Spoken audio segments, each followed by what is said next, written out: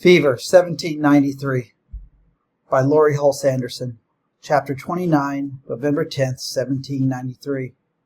The yellow fever will discourage the growth of great cities in our nation. Thomas Jefferson. Letter to Dr. Benjamin Rush, 1800.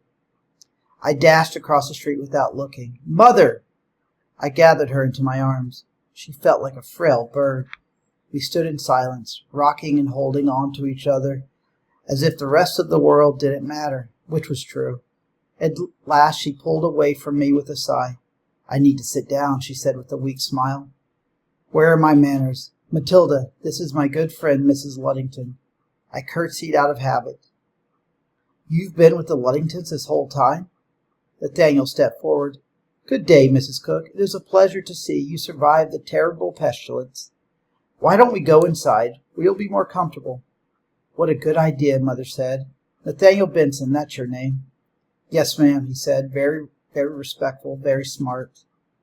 I waited for her to make a sharp-tongued remark, but she didn't. Mother could not walk unaided. Mrs. Luddington took one arm and I took the other to help her. Nathaniel walked ahead and opened the door for us. As we crossed the threshold, the company in the front room fell silent. They were all as shocked by Mother's appearance as I. The doctor at the chessboard stood in respect. His companion did the same. Every man in the room rose to his feet to honor her. She paused for a moment. Thank you, gentlemen. Lucille! Eliza stood in the kitchen doorway, her hand covering her mouth. She took 2 steps and hugged Mother, tears flowing freely without apology. Oh, my Lord, she said, wiping away the tears.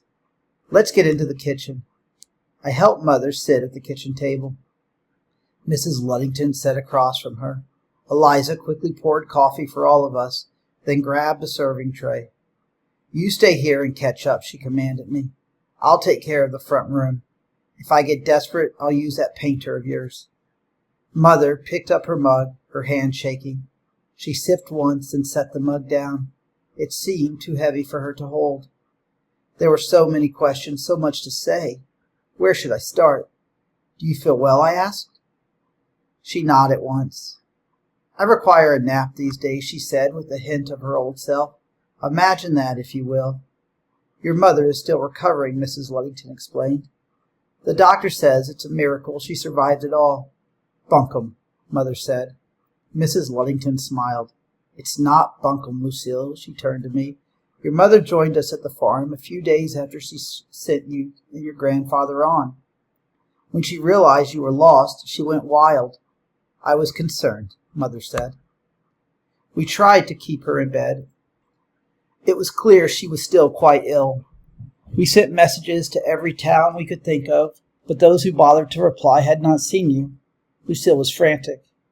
She rose at midnight and took one of our horses to search for you herself.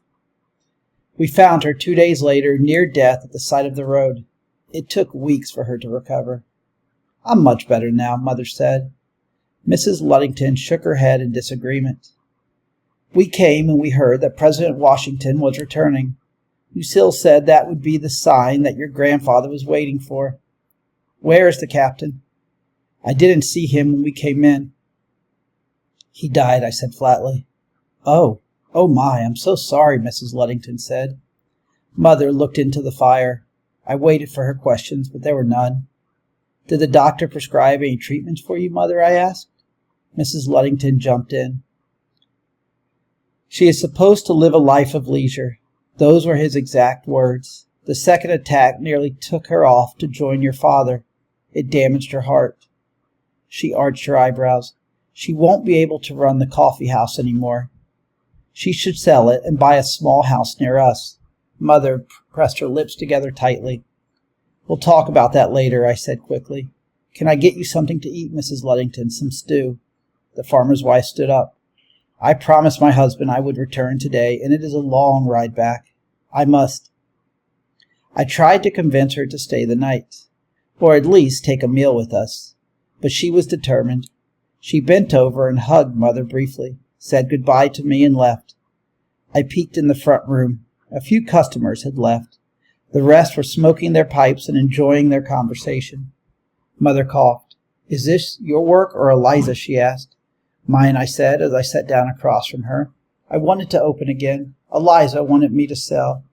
The clock ticked. William is dead, then? The clock ticked again, then rang the hour. I waited until the noise stopped. Yes, in September. Oh, Mattie. Tears welled in Mother's eyes. Dear God, I was so worried.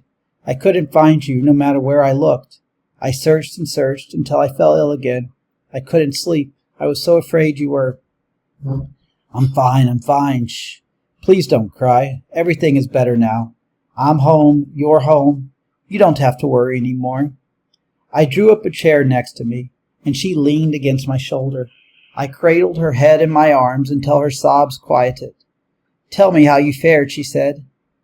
I can remember so little. I've lost track of all the weeks.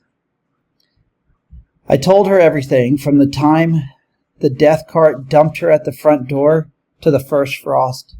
I didn't give her all the details of the intruders or the night Grandfather died. There would be time for that later when she felt stronger. Mother's eyes drifted back to the fire burning in the hearth. Her hands lay at her lap, withered and limp. I had never seen her hands stay still before. They had always been busy with cleaning or needlework or polishing. I had a sudden sense of what was to come, and I blinked away the tears. Help me upstairs, Mattie, Mother said. I need to rest.